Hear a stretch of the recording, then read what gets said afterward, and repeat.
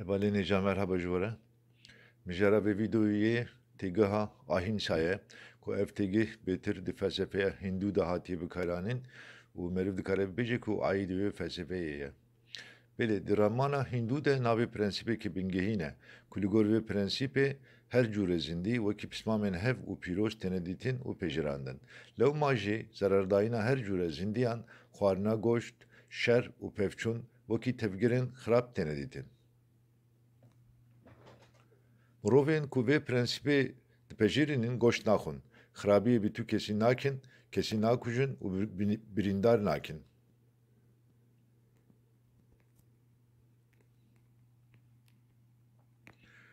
Di gor nêrîna hinek nivîskarên Rojavayî, Gandhi jî di tekoşîna xwe ya li hemberî dagîrkeriya İngilîzan de hete dawiya emrê xwe girêdayî vê prensîpê bûye, bî tu awayan serî li şîdetê nedaye û bi rê û rêbazên sivîl û aştîxwaz li ber xwe daye.